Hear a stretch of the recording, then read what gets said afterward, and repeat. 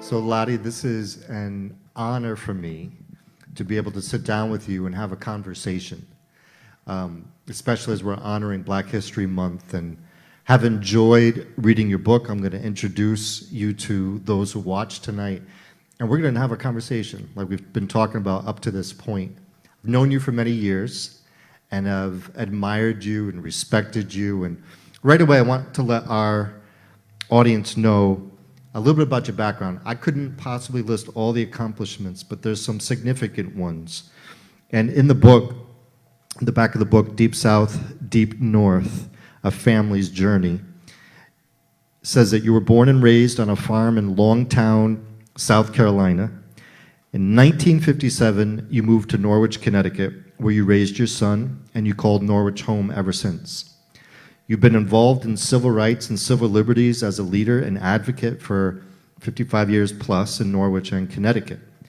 You worked for the Connecticut Commission on Human Rights and Opportunities for 22 years, and you now serve as the vice chair of the City of Norwich Ellis Walter Ruley Committee and the City of Norwich Sachem Fund and Norwich Disabilities Committees. 2017, you received the Willard M. McRae Community Diversity Award and a Writer's Block, Inc. Humanitarian ACE Award. And I think for our church family, it's important for them to know that I just picked you up around the corner here at your house, and so you live right behind the church, and your history is so important. Your life story is so important to us as a church family. And I want them to understand how relatable it actually is. And I also want to make sure that our church knows why intentionally we do this. We have these kinds of conversations for a number of reasons. One, the scripture says, take interest not just in your own life, but in the lives of others. And taking interest in other people is such a big part of the faith that we have. And also, there's a story that I really love in the Old Testament where Boaz notices an immigrant, and she is so impressed by how kind he is and says, I'm glad you took notice. So he asked about her story.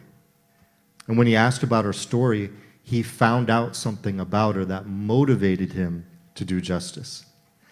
And that's one of the big reasons why. And also, finally, so our church understands the reason why we do these conversations. I think sometimes churches are attracted to big, noisy things, and that's their equation to what revival is.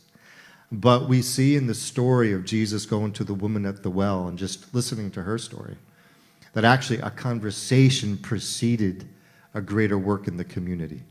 And a conversation preceded the healing that needed to take place in the community. So that's why we're doing this. But I'm going to talk to you and want to hear more about things that I saw in the book. You've dedicated this book to your mother, which we're going to talk about in a minute. But can you tell us a little bit about where you grew up? I understand it was on a farm, and if you could just describe that for a minute. I grew up in Longtown, South Carolina, and I was, it was a farm, and picking cotton, and all those things that goes with farming. And that I went to school in Longtown. I met my great-grandparents, and I always felt that they was very important to me, and the relationship that I have with these great-grandparents.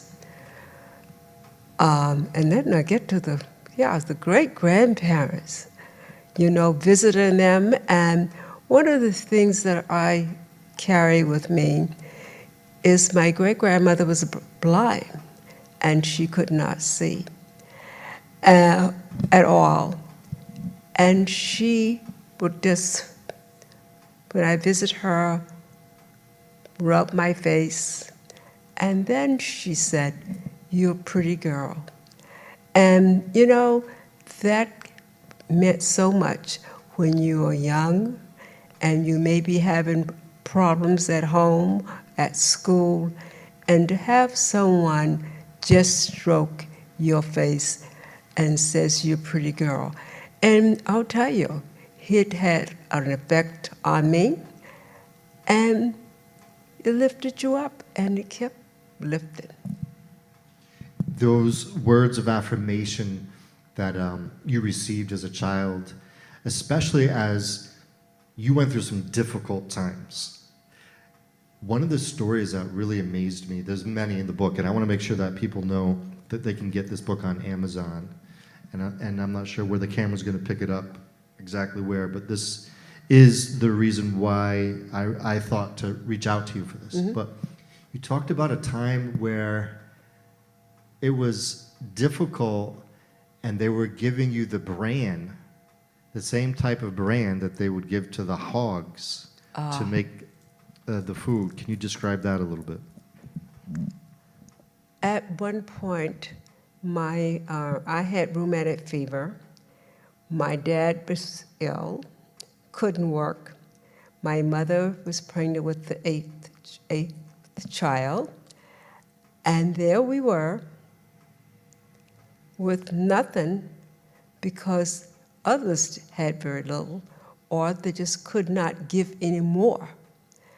And what it was, that it was a brand, and it was what on good days you gave it to the hogs. The hogs ate that, but here you were eating, and it scratched our throats, and we cried, and my mother cried with us, and that was a very profound experience.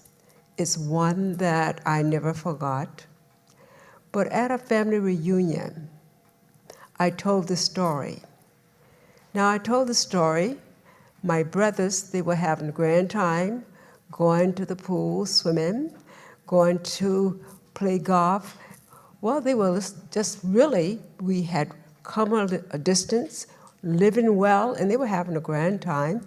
And so I thought, let me let them know just where things you come from. And my mother, sitting there, and I watched her with the tears coming down because she says, my brother says, that's what happened to us. But I wanted that younger generation who was living great lives to know that this is where you come from. This is what someone have made a way and struggle. So I think that's so important. You know? That it's one way that we love people. We share our stories with them, and the good times and the bad times. I love that you were so transparent in the book and open and honest about so many different aspects, and we can learn from each other. And when you're, like you just said, you have a younger generation that might, even in their, I see this, even in their determination maybe to fight for justice or to pick up the torch, so to speak, and fight in that way, if they don't really know the history, they're not even necessarily sure what they're connecting to. And so I think describing some of the trials, you were one of 8 children. Tell us about your mother. What was her name, and what was she like for you as you were growing up? my mother's name was Estelle. My mother was a hard worker. She had to, my father was sick most of the time. And so my mother had to do most of the work, plowing and what have you. And she was outspoken. She stood up for us. So one memorable occasion is I was going to school, and I was saying, Mama, Miss Maggie can't teach me anymore. I know everything she knows, and I'm just going to school, sitting and listening. She can't teach me anymore. And there's a rule that you could not leave that school until you go through all the grades. And so I was not eligible, and I was bored, and I start crying. So I always get, when I start crying, Mama always really take a good look at that. So she decided, asked the teacher if she would just promote me further. And the teacher says, no, that's dishonest. My mother says, you holding my child back is dishonest. So what was I going to do? Didn't want to go back to school. So I have to say, I got my books. I went on the bus, held my head high, and pretend I belong on that school bus. And I did that for about 2 years, and they did not discover what I was doing. And I didn't think that it was not nice to do this. I thought that I was right, and my mother stood with me, and I was able to go to another school. It was segregated school, but I was able to go to another grade. I couldn't stand it, but she was with me all the way. You described that. She stole the show from me in the book, by the way. Pardon me? She stole the show from me in the book. Her personality, Yep. obviously the clashes with your father and some of the details you go into. You just talked about her plowing, and you describe a scene where she's pregnant and she's her nearly 12-year-old son, so your brother, Yes. are out in the fields and they're plowing. And the type of work and the hard work that she would do is just incredible. Now, you also mentioned school. So there was a one-room school that you went to. One-room school I went to, the segregated schools. So we received old books from the white schools. And we also had to go out, our parents, if they could not have a farm to bring bring wood to the school, then the boys had to go out in the woods and look for pieces of wood that they can bring to keep the school warm. We were given all the old books that was pages missed out. And that was the environment that we lived in. A segregated school, one room, trying to keep the building heated. But it sounds like you were very fond of your teacher, that she was inspiring. Oh, Miss Maggie was a great teacher. And the only time that she got me in trouble because when other children couldn't answer the question, she would call on me. And I know I just walk up and do whatever it is, express myself, knew all the right things to say. And it created a problem because I was a little girl, little tiny, and there were girls who were tall, much taller than I am, because this was 1 through 8 grade. And so I was Miss Smarty. And when you're Miss Smarty in school and you get out on the playground, then you get in trouble a little bit about being Miss Smarty. So I learned that very easily. And she would call on me because she knew that I could answer the question. But it was, and every morning we pledge allegiance. Every morning we prayed, have a prayer.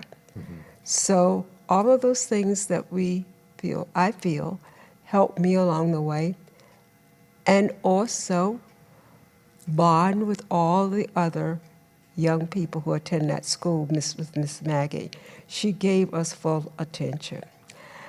And I wanted to tell you about the segregated school, that we went to a segregated school. And the nurse came around one day to see how we were doing. Well, I want to tell you that the nurse almost fainted. And my teacher says, come in. Come into my beautiful flower garden.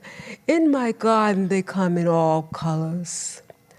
And they are indeed with the blonde and blue eyes. And you say, where'd those come from? She was not prepared for this mixture of students.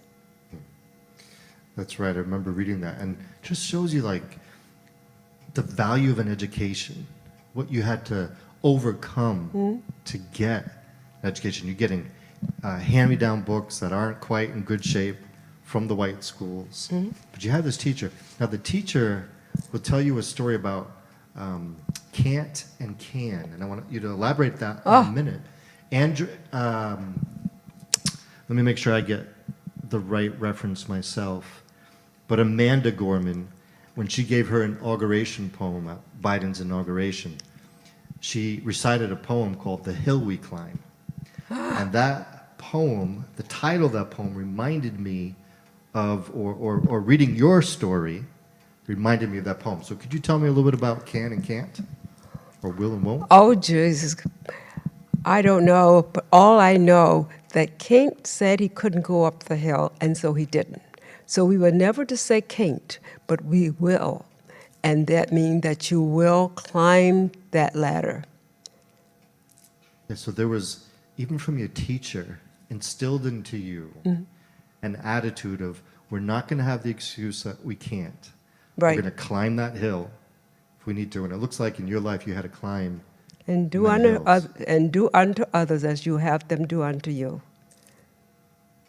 So you have, even though it was difficult and you have these challenges while you're growing up in the South, you also describe some lighter moments and the joys that you have. When you think back on your childhood, is there anything that stands out to you that you think, well, that's joyful? It sounds like you enjoyed nature and you enjoyed the part of the farm life. And Oh, I think that I was a pretty happy child growing up, but growing up, I was outspoken, and being outspoken and seeing the world differently created a little problem for you, because see, girls were not supposed to drive. And boys drove. Well, I didn't like boys, my brothers, being able to drive. They're younger than I. And so I took my little brother. He was allowed to know something about cars. And so I decided to take him and tell him that he was going to change the gears. I would do the guiding wheels to get us our destination. When my mother discovered that, she became very upset because my father didn't want me to be driving. Girls don't supposed to drive. My mother says she's going to drive and you're going to teach her. She's not going to kill my babies. And I'm saying, her babies, what about me? She's not worrying about something happening to me, but those boys. she was outspoken. You were outspoken. It sounds like she was somebody who helped instill in you the idea of equality. Because not only have you faced, and we'll get into this in a minute, but the injustice and racism, but sexism. And when she needed to get a loan, they back then weren't quick to give her the loan. They wanted to have your father sign off. Yes. But he wasn't able to, so she says, no, I'm doing the work, so I'm going to sign off on it. That's what I mean. She had quite the spirit. And when harvest came, she decided that I would not go buy food in their stores. And she carried that on for a long time. That when we would go to South Carolina, she will tell us really what stores to go to. She would take us and introduce them, says, this is my child from Connecticut. But She was respected from that. Yeah, she was when you talk about trailblazer, she was a trailblazer in her own way, in terms of driving, in terms of speaking up.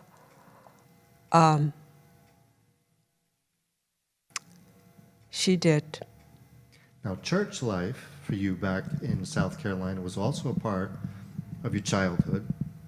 To put it into perspective, I think it's something like 4, 5, 6 years after the Emancipation Proclamation is the church, I think it's Mount Olive Baptist Church that started up, and that was a big part of your childhood. In fact, the first couple of pages I'm reading about while you're going there and walking to church, the white people driving by would make it very difficult for you. You'd have to almost like run off the road or run off the side of the road.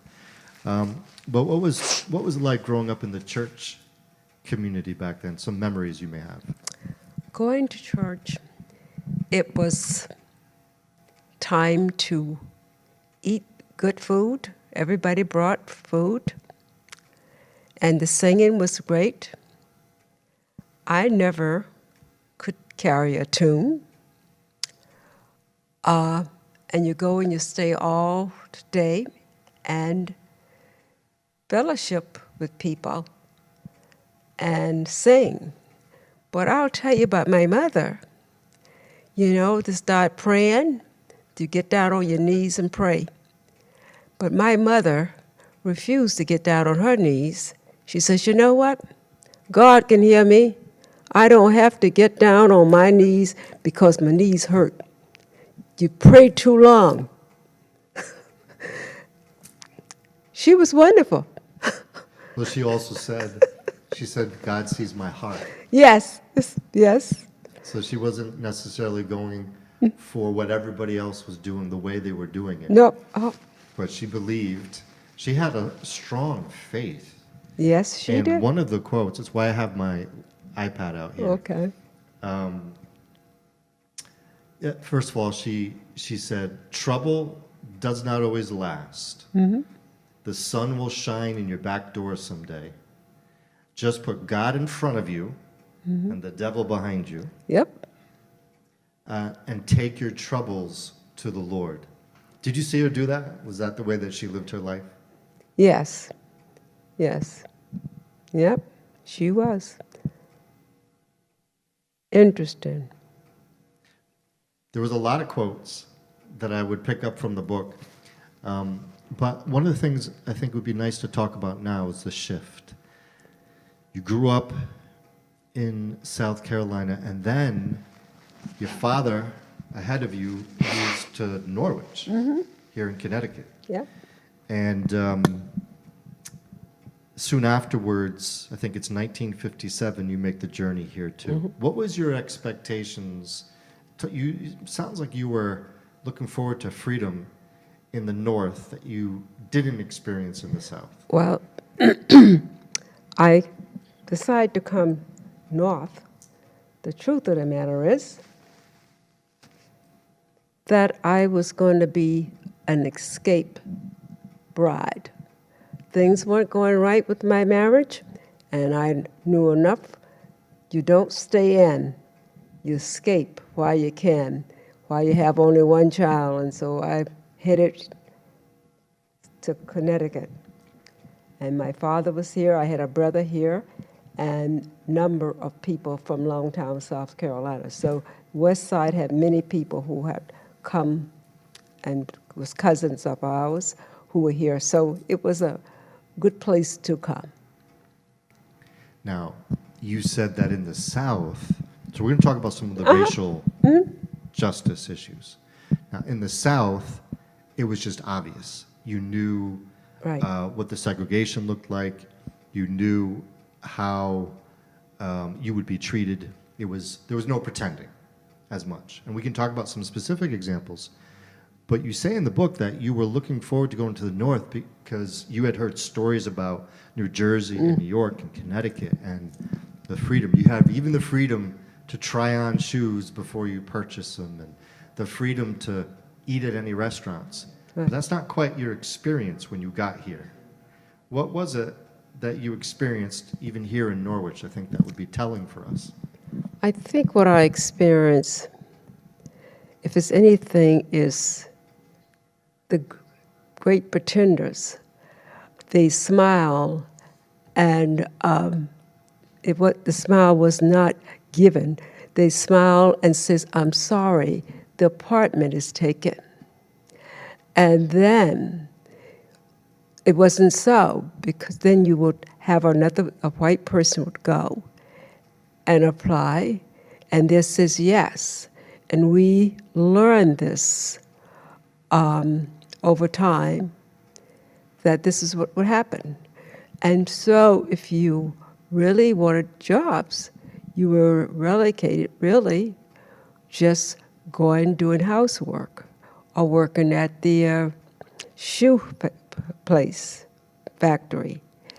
But I spent a time, I went to Norwich Community College, not community college, but the school, and was able to do secretarial work. But there was no secretarial work for me to be had. Even an attorney that was well known and says, his best friends were black, but he wouldn't hire me to work in his office. And that's what I went through time and time again. And I went to I think, bank looking for a job, and he says, "Get out of here," and shooed me out. And I cried all the way home because it was humiliating the way he did it. And so it was a while. I eventually went to work for the Norwich Hospital, and so that was very good. So that was beginning my climbing, and there were people who weren't nice, but there were individuals who were very nice, and it's strange. Some of the individuals, like one particular one was so wonderful that we get on the phone. I never met her daughter. Her daughter is a mother, maybe a grandmother. How all of this taking place with technology, that I'm able to talk and have this wonderful conversation. And she says, it was just people who were very genuine, who were very, very helpful. And I've had that in Norwich, and you've had the other side of treatment. One story, I don't know if I put it in the book, one story I went to looking for an apartment, and they said, the landlord said, no, no, no. He says, but the neighbors won't like that. So that was in my early years, probably around 1959.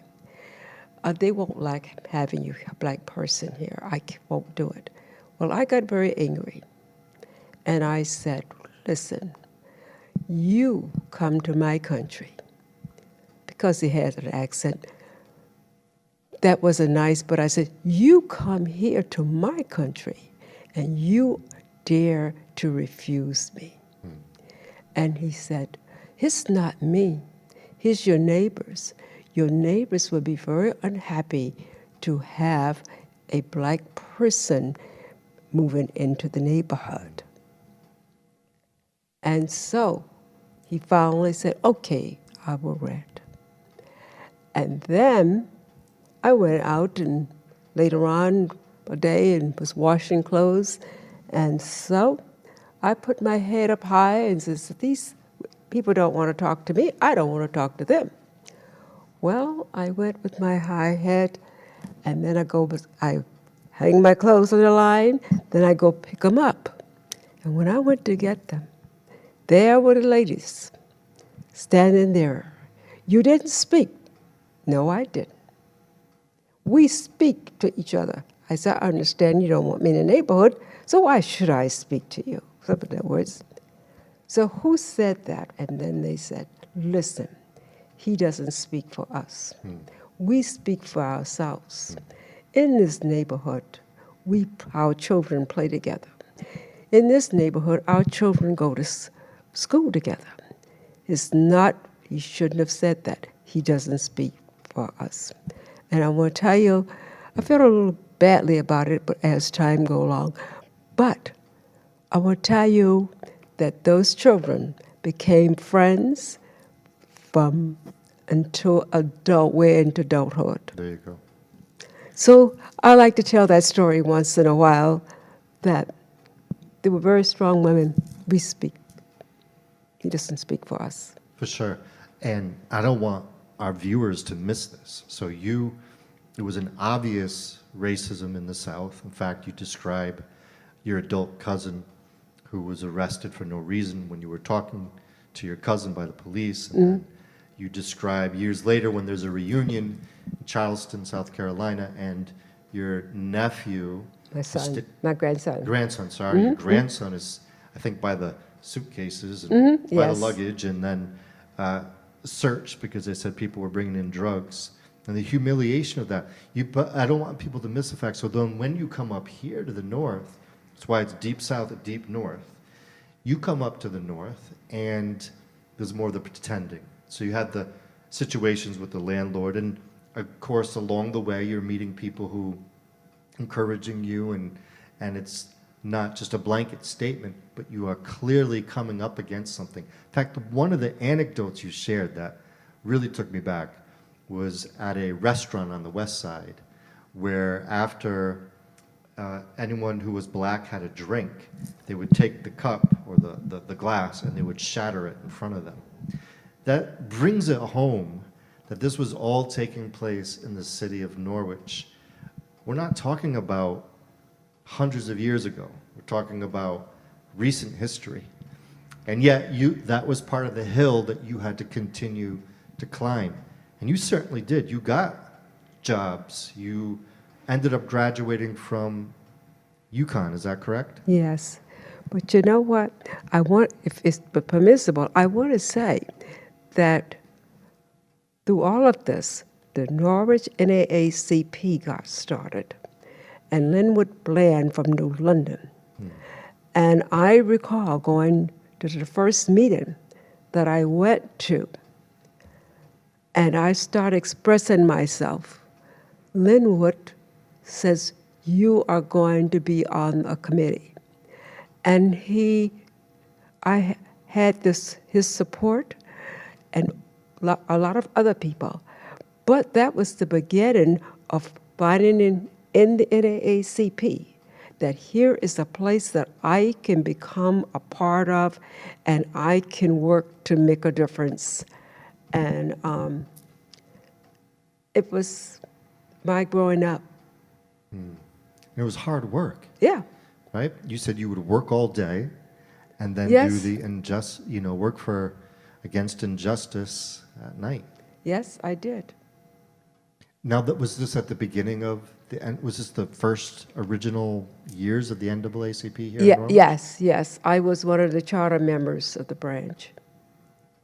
So that's quite a legacy, and you've devoted your life, so much of your life, to the issue of fairness, equality.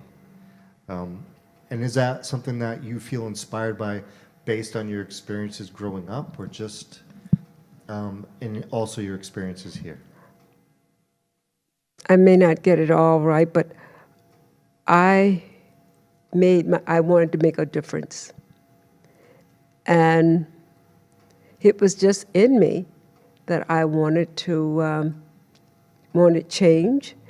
And I felt I had enough of it when I was in South Carolina and saw the mistreatment. And I couldn't be still and just pretend that everything was all right. And everything still is not all right. We still got some more work to do. Let's talk about that, because we were having a conversation before we had this conversation. Mm-hmm. And in light of George Floyd and his death in May, in light of the social justice movement that's taken place now, I thought what you had to say earlier was really helpful to hear from you. And I just want to get your perspective on, where do you think things need to change? What's your view of that? I th-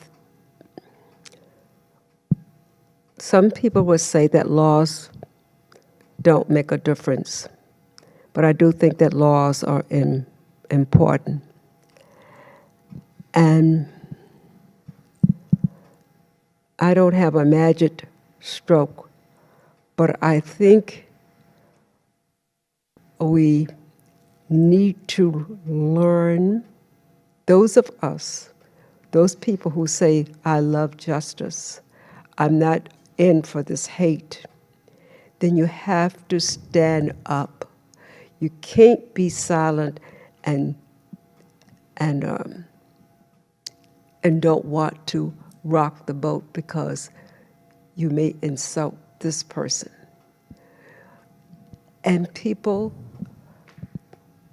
can be friends, but what I find, you can't talk honestly, truthfully about race. It seems to be very, very hard for people to, they want to pretend that it doesn't exist. They want to pretend that I have this one friend over here. Like suddenly I've made it. That's my token black person of color.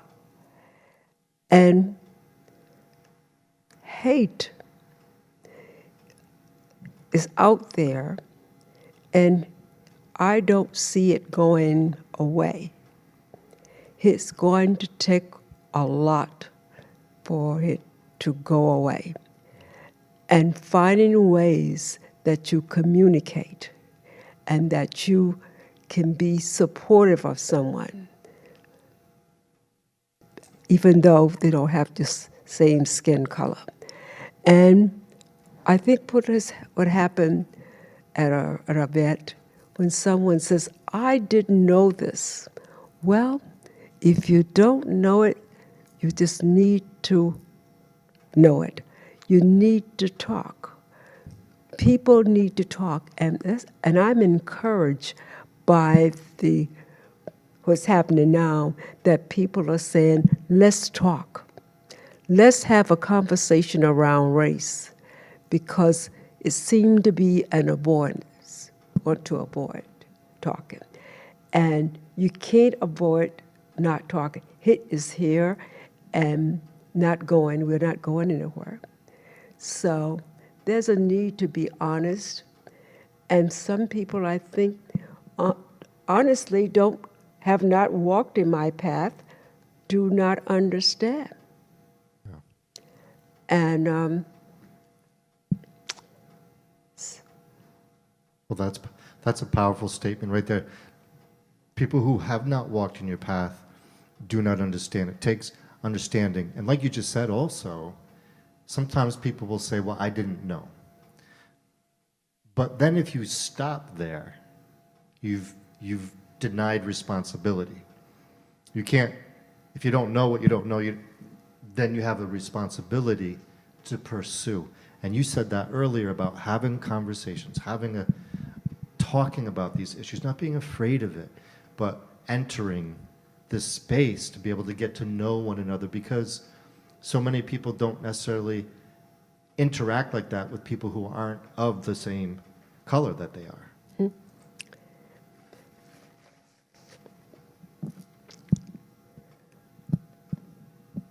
it is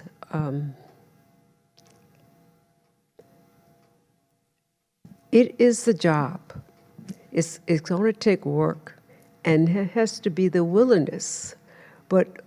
And it seemed to me there are this element in our country that want hate. They are determined that there will not be any mixing of the races. And that gets to be very, very hard, and it means that there's a lot of work. And that people, regardless of their color, if you believe in justice, you have to stand up and not be afraid to speak up. And you, there's so many hardships that you and your family had to overcome. You also do a really good job describing the accomplishments. There's all types of accomplishments your large family began to enjoy. Now, one of them was, correct me again if I'm wrong, I think it's your nephew who graduated from law school. And it's your mom who's watching him graduate, and she's quietly saying, they said he couldn't do it, but he did. And it seems like in our church culture, we have really promoted this idea of nevertheless. In spite of the odds, we believe that with God and trust in Him and faith in Him, despite those odds, we can overcome, we can climb that hill. Seems to me you have many, many, many nevertheless moments that in spite of the odds, you did get on to get very good jobs. You were a chairman of the trustees at the Bacchus Hospital. Even in places where you were passed over, you fought your way through. What was the drive for you? Why did you keep fighting like that? I can't give you a reason why that I was so determined.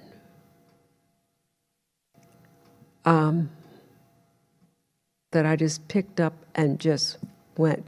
But you know, I credit my mother with that strong personality.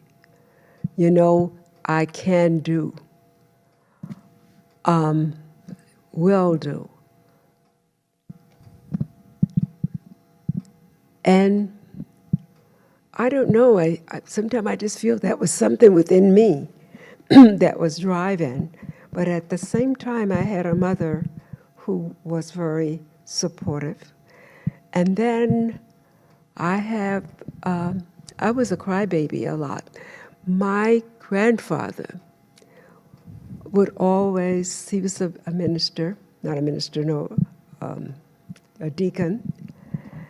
And when I talk about having hard times, he would always encourage me, regardless of how hard times, that I was going to cross the River Jordan. I don't know where the River Jordan is, but he says you're going to cross that Jordan. Pay no attention to what people say. And I had a lot of support from my grandfather, and from my grandmother, great-grandmother. I think all of this come together to help mold me. First time I met my great-grandmother, she was blind. She couldn't see.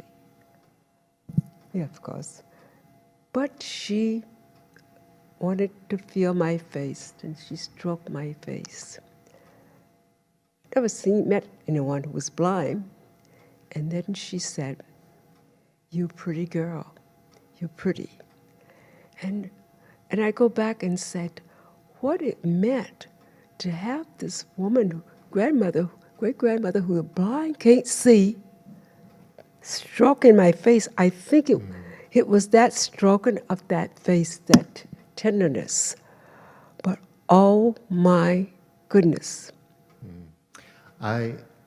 That brings us kind of full circle, because that's the original story we're talking about. And I think you've had words of affirmation. Words are powerful. When people speak into each other's lives, when we give encouragement, because you actually say in the book that there was always hope among your family and in the community that there would be a better day, that better day was coming, but no one seemed to know when it would arrive. People just continued to pray and to work. And I think there was a culture, even amidst all the tribulation, a culture of hope that came out, whether in prayer or in song or in supporting each other. I also like the way that you described your mother, where you say she was like Sojourner Truth. She could plow the fields. Yes. And like Harriet Tubman, she used a shotgun when necessary to protect her family and property and to discourage intrusion. And she gave people straight talk. And at the end of her straight talk conversation, she would say, "I don't mean no harm." Yeah, that's her. So you had lots of words of affirmation. And what would you say to people, especially this younger generation, as they're carrying this on? What would your words of affirmation be tonight? How would you encourage them? You say earlier in the book that you believe this generation is going to touch the sky. I love that phrasing. This generation will touch the sky. In other words, they're reaching, and they just might get there.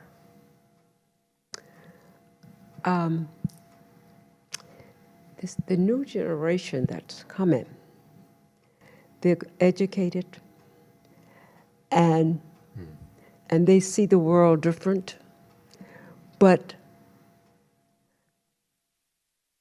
there's no going back.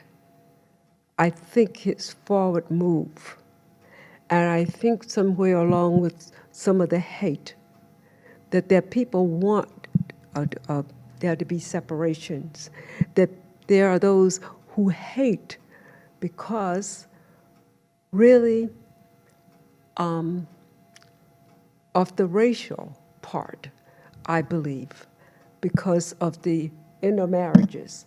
I feel that that is also part of what's going on, this real hate. That's my opinion. But forget all what had happened before.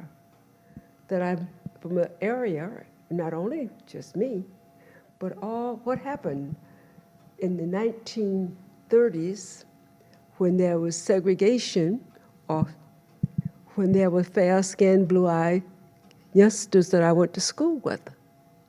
Okay? And when I went to church,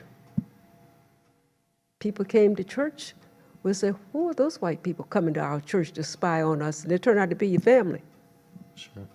Yeah. So it's a lot of work, and there's a lot of faith, and people just have to work and continue to work and plan. And I do believe in thinking about how you plan to make a difference. And that's why it's important for, I say to my family, friends, you go out and you vote. Don't let me hear you that you're not voting. And you need to be involved in a very positive way. Now, as we close, what inspired you to write the book? Were you getting encouragement from family? I didn't get any encouragement from family. I got encouragement from myself. I wanted to write the book. I wanted to tell the story. I feel that it's important that they know something about their people. And there's no better way is to tell it. And I would say, even now, I wrote the book. I wrote so much, someone says, "Stop here. You can't talk anymore because it's too much, I'll get lost." And still, there's much to be said that I can say. And I hope to do another book, but gee whiz, getting on up there. But I left a lot of paperwork. Going to preserve that. I'm so glad you wrote it. This is a really invaluable contribution to the story of where we are at as a country even. There was so much I got out of it. I thoroughly enjoyed it. Have so much respect for you, Lottie. I'm so glad that we've had a chance to talk. I think it's important that we also honor our elders and the stories that they have to share. Yes. And that way it can get passed on to generation to generation. It's one thing to say you're fighting for something, but if you don't really know what you're fighting for, it doesn't take you as far as once you start to get the context and the understanding. You were very much somebody who I think is an embodiment of the nevertheless spirit that I believe God is instilling in our own church here at Castle. I'm glad you're one of our neighbors. Yes. And you've been here a few times at the church. And Yes. hopefully we'll get over things and there won't be over pandemic soon, in a sense of you being able to come a little bit more freely. We'd love to have you back. Thank you for giving us so much time. You're And, most welcome. sharing your story with us. We'll let people know how to get the book. Yes, We'll have you back again. We've enjoyed it. Thank you so much. thank you. I appreciate it very much.